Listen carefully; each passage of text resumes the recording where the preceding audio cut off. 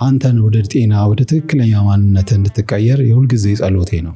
አንድ ሕፃን ልጅ እንደዚህ ታስብ ከሆነ ለምን ህብረተሰባችን እነዚህ ልጆች አልተረዱትም? ኦቲዝም ጥላ ስር እንደሚኖር ነገረን። ሲነግረን ግን ያው በጣም ፋንታዬ ነው ተቀበሉት የሚለው ጆሮዬ ውስጥ እስካሁን ይጨዋል። ምርመራ አድርገህ የደም ካንሰር አለብህ ተብለህ ከዛ በኋላ ለ6 ዓመታት በሽታው እንዳለብህ አምነህ ኖረሃል። ባደጉትም እንደው በእኛም ሀገር የሕክምና ስህተቶች ይከሰታሉ። በአጭር ጊዜ ህይወቴ ያልፋል አለኝ። ሞቴን አድፍጬ ጠበቅኩኝ ለብዙ ዘመን። ለመጨረሻ ጊዜ የሆነ ሀገር ሄደህ ኳስ አይተህ አሁንም ሞትን ነበር የምትጠብቀው ማለት። በጣም ተስፋ ቆርጬ ነበረ ወደሱ ሲሄድ።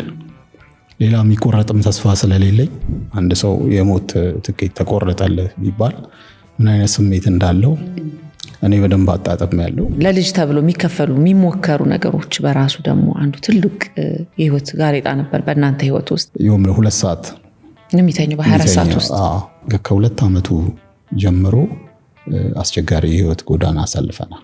እኔ እንደውም ኦቲዝም ነው ካሉኝ የበለጠ በጣም ያሳዘነኝ በቃ ይህ ልጅ ኃላፊነት አንወስድም፣ በመዋለ ህጻናት መገለል ደረሰበት፣ በእኔ ለምን ሆነ ብለሽ ፈጣሪ ላይ ታጉረመርሚያለሽ። በኦቲዝም የተጠቁ ልጆቻቸውን የመደበቅ ነገር አለ፣ ከቤት እንዳይወጡ ማድረግ ነገር አለ፣ እርግማን ነው ብሎ እስከ ማመን ድረስ።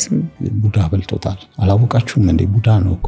እርግማኑ ቀርቶብን በተረዱን የአበሻ ፈርስት ሄዳለች ይልሻል።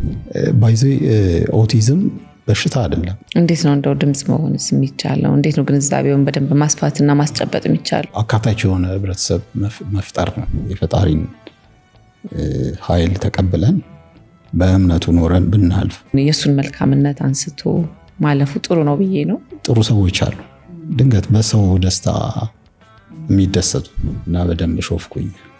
ሳታውቀው ባሏን አስተናገደች።